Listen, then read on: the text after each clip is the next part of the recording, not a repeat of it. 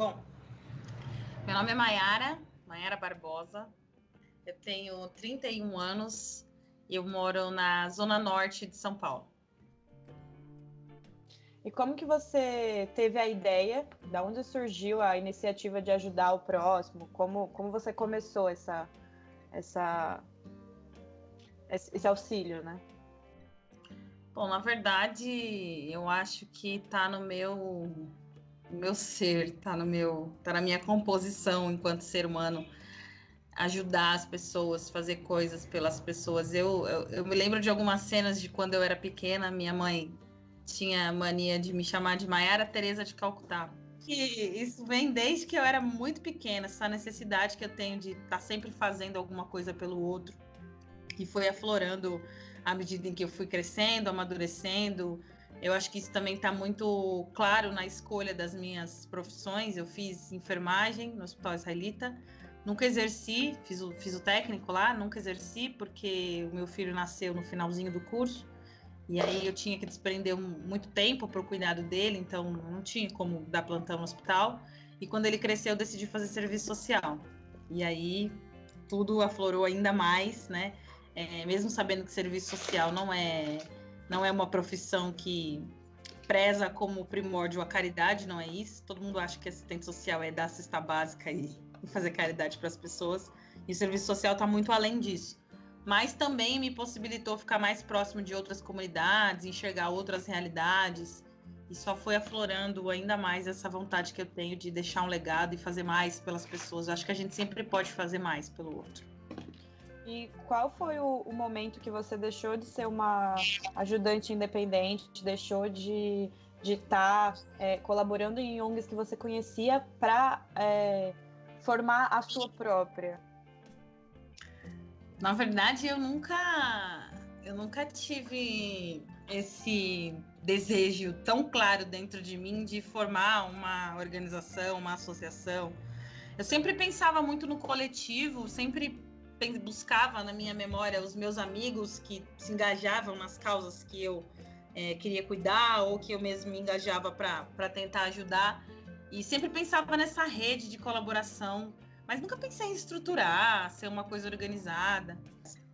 A gente ficou nessa de definir o nome da ONG, né? Como vai chamar, tem que ser uma coisa muito à nossa cara, tem que ser algo com. O nome tem que ter a ver com aquilo que a gente faz, com o sentimento que a gente tem e o que a gente traz e tenta passar para as pessoas. E a gente chegou num nome que, num primeiro momento, talvez não seja tão atrativo em termos de marketing, mas eu queria que tivesse a nossa identidade, né? E a gente definiu que o nome da ONG ia ser do riso. A gente chegou nesse nome, e aí por que do riso, né? Eu fui questionada por algumas pessoas depois no privado, até por que do riso. Porque quando você dá amor para alguém, eu acho que a primeira maneira que ela tem como te responder é sorrindo para você. E o sorriso, ele tem sim o poder de transformar a vida das pessoas. É um gesto de carinho, é um gesto de amor, de atenção, é um gesto que fala mais do que a ação em si, né? Quando você sorri para alguém, você está dizendo para ela: ei, eu tô aqui, eu tô prestando atenção em você, eu tô te vendo. E, ao seu ver, qual que é o papel da ONG do Riso? Tipo, qual que é o papel que você acha que a gente deveria desempenhar na sociedade? Porque é uma causa com certeza social, né? Você acha que vai abranger para um lado ambiental, político, animal, ou vai ficar no social?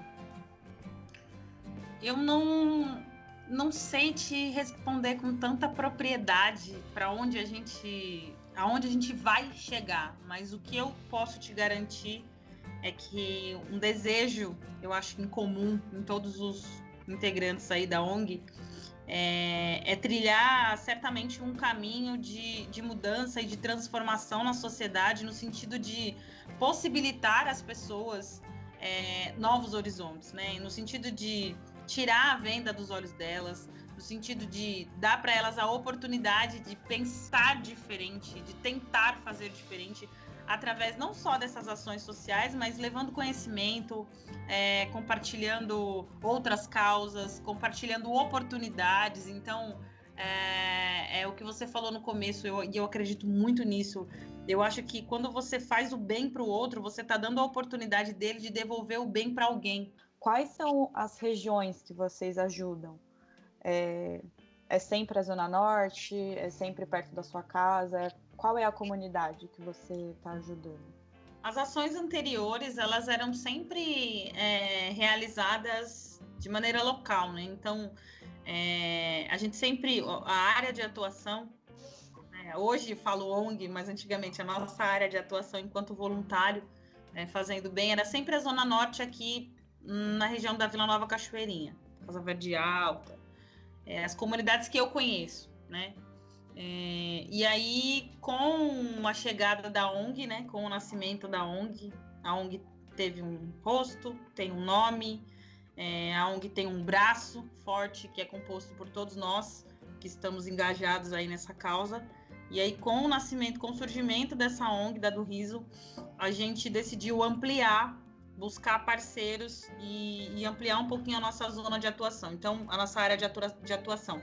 Inicialmente para o Covid, para a ação Covid, edição Covid, a gente ia fazer só aqui na Zona Norte também, seguindo a experiência que a gente teve de outras ações, mas a divulgação e os pedidos de ajuda tomaram uma proporção tão gigantesca que acabaram saindo do nosso controle, digamos assim, de um modo positivo, eu vejo até, e nós recebemos muitos pedidos de ajuda da galera da Zona Leste, e a gente decidiu embarcar nessa, e atravessar a cidade para ajudar essas pessoas, e por isso agora também a gente tem outras ideias aí, tá em busca de parceiros em todas as regiões de São Paulo para poder expandir a área de atuação, mas inicialmente a nossa área de atuação sempre foi a Zona Norte. Tem alguma história nessas suas ações pela ONG que você quer contar pra gente? Que você viveu? Alguma coisa que te marcou e falou, pô, é por isso que eu quero continuar nesse caminho? Tem muita história, mas uma delas em particular me marcou muito pelo sentimento que a pessoa passou ali para mim e pelos pedidos que ela tinha. Uma vez, a gente andando ali pelo bairro de Santana, eu, na verdade, estava voltando do trabalho, sozinha, um dia de noite, estava voltando, era época tava calor, era verão, tinha bastante gente ali embaixo do viaduto, na Cruzeiro do Sul. E aí eu fui para pegar o ônibus, atravessei a rua e fiquei observando aquelas pessoas. Tinha umas crianças, tinha famílias, enfim, elas ficavam acampadas ali embaixo do viaduto, né?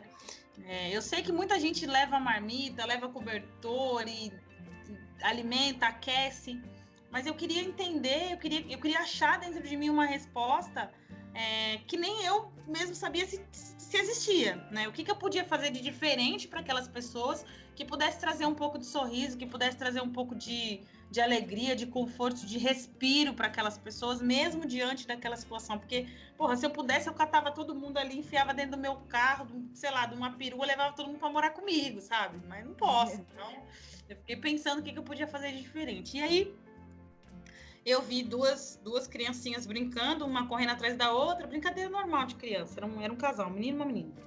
Passei, vi aquelas crianças lá, fui para casa, minha cabeça não parava e aquilo me incomodando. E aí 2 dias depois eu decidi pegar um pouco de comida que eu tinha, fazer algumas marmitas, comentei com uma amiga minha amiga falou, putz, eu posso te ajudar, eu tenho algumas coisas aqui em casa e tal, e eu meio que organizei de última hora, saiu 50 marmitas, 50 marmitex. E aí fui entregar as marmitas e lembrei daquelas criancinhas brincando, daquela família que estava num determinado local ali de Santana, decidi ir até lá para ver se eles estavam lá. Quando eu cheguei com a comida perto, né, eu perguntei se eles aceitavam, aí conheci Fabiana, o nome dela, conheci a Fabiana, o seu Geraldo, eles me apresentaram as 2 filhinhas, Mariana e Otávio, se eu não me engano era o nome do menino.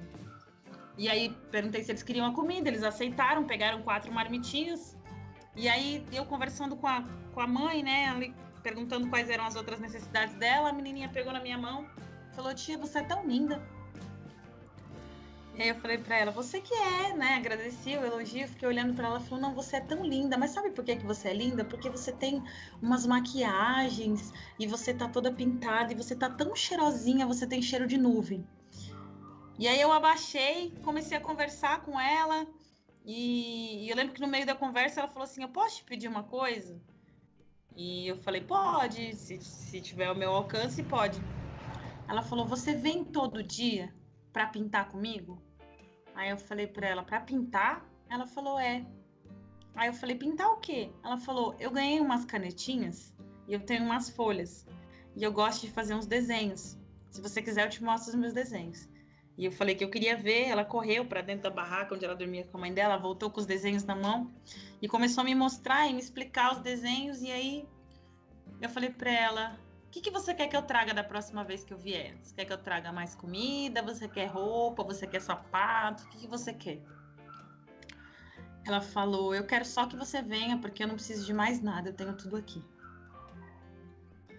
E aí, naquele momento, eu fiquei sem reação, porque uma criança de mais ou menos 5, 6 anos, que mora na rua com a família inteira, dizer que não precisa de nada, que tem tudo ali, eu fiquei em estado de choque. E aí eu falei para ela, como assim você tem tudo aí?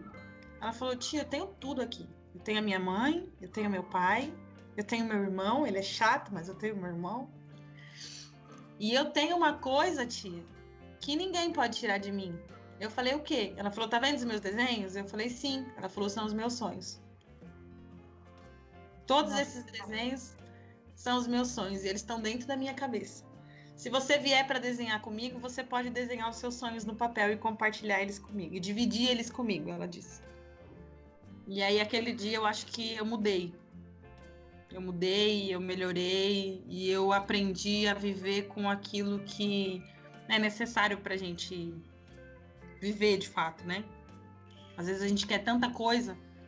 Eu ainda me pego nesses pensamentos de, putz, eu queria isso, eu queria aquilo, eu queria trocar de carro, eu queria uma casa melhor, e depois eu paro e falo, opa, é o que eu quero, é o que eu preciso, é o que de fato é essencial para minha vida. E eu acho que se as pessoas tivessem consciência do que elas realmente precisam para viver, a gente estaria numa situação diferente em relação à desigualdade social, em relação à segregação de pessoas por classe social, enfim, por condição financeira. Eu acho que as coisas seriam interpretadas de uma maneira diferente, seria tudo muito mais fácil. Então, de tudo que eu já fiz, eu acho que aquela menina nunca vai sair da minha memória. Eu voltei lá depois, levei mais lápis de cor para ela, inclusive muito por conta dela e do que ela me disse, gerou uma outra ação.